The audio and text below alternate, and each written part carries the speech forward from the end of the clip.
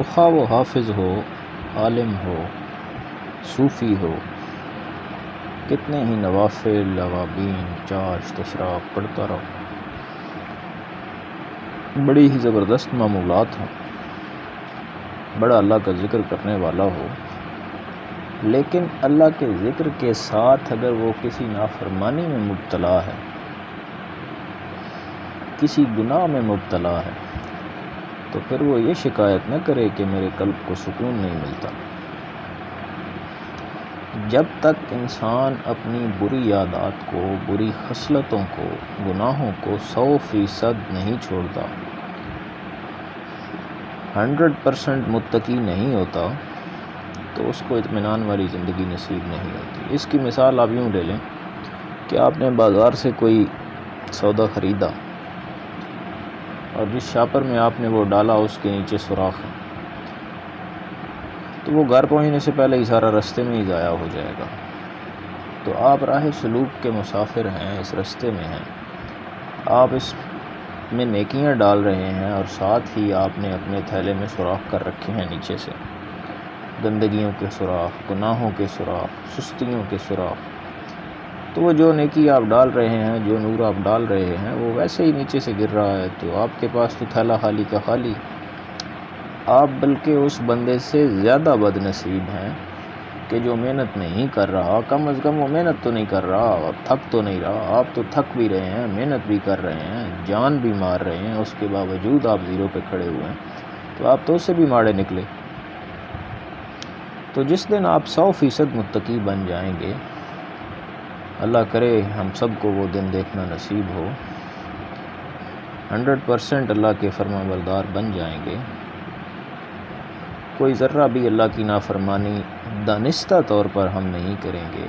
دانستہ طور پر جان بوجھ کر اللہ کے حکم کو نہیں توڑیں گے، اس کی نافرمانی نہیں کریں گے، تو اللہ ہمیں وہ پرسکون زندگی عطا فرما دیں گے۔ اسی کا نام تو حیات طیبہ ہے، یہی تو اصل زندگی ہے، اور یہ بڑی بالطف زندگی ہے۔ اگر اللہ ہمیں نصیب فرمائے تو آپ دیکھیں گے کہ دنیا کے جھمیلوں، بکھیڑوں، دکھوں، پریشانیوں کے باوجود آپ کا دل انتہا درجے کے سکون میں ہوگا،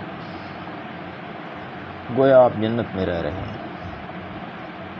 لیکن یاد رکھیے کہ اس کے یہ معنی بھی نہیں ہے کہ آپ معصوم ہو جائیں گے، آپ سے کبھی کوئی گناہ ہوگا ہی نہیں، کبھی کوئی خطا سرزد ہوگی ہی نہیں۔ ہاں، نادانستہ طور پر لغزش ہو سکتی ہے، لیکن اصل بات یہ ہے کہ اس پہ قائم نہ رہا جائے، اس پہ اصرار نہ کیا جائے۔ جیسے ہی گناہ ہو فوراً توبہ کی طرف متوجہ ہو جائیں، اللہ کریم توبہ کی توفیق دیے رکھیں۔ تو توبہ میں دیر نہیں کرنی چاہیے۔ میں کہیں پڑھ رہا تھا، میرے ذہن سے حوالہ نکل گیا کہ جب کوئی آدمی گناہ کرتا ہے تو 6 گھنٹے تک گناہ لکھنے والا فرشتہ دیکھتا رہتا ہے کہ شاید توبہ کر لے، شاید توبہ کر لے، شاید توبہ کر لے، وہ نہیں لکھتا۔ تو جب کوئی گناہ ہو جائے تو فوراً اللہ کریم کی رحمت کی طرف لپکیں، توبہ کا دامن ہاتھ سے مت جانے دیں، گناہ کو غذا نہ بنائیں، اوڑھنا بچھونا نہ بنائیں، بلکہ اولیاء کرام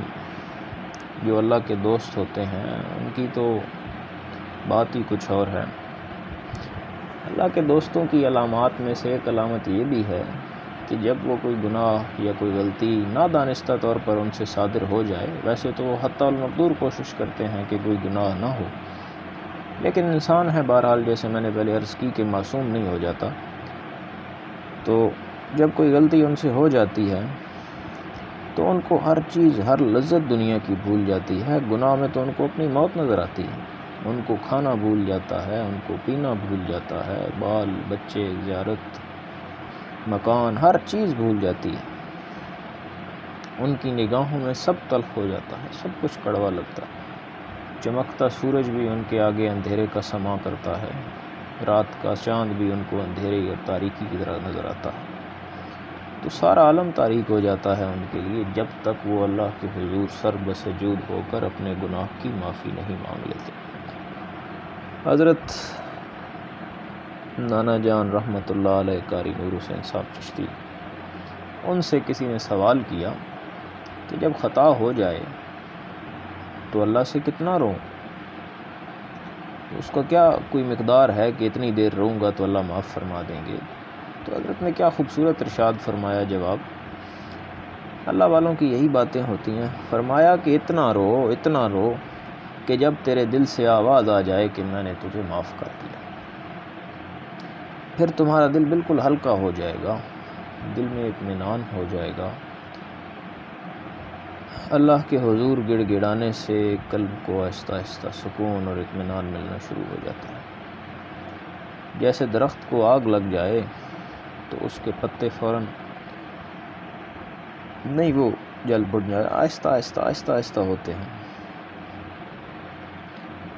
تو اسی طرح توبہ کرتے کرتے زمانہ گزر جاتا ہے،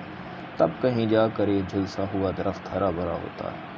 تب کہیں اس کے اندر کے اندھیرے ختم ہوتے ہیں، اور تب کہیں جا کر یہ اللہ کے حضور سرخرو اور کامیاب ہوتا ہے۔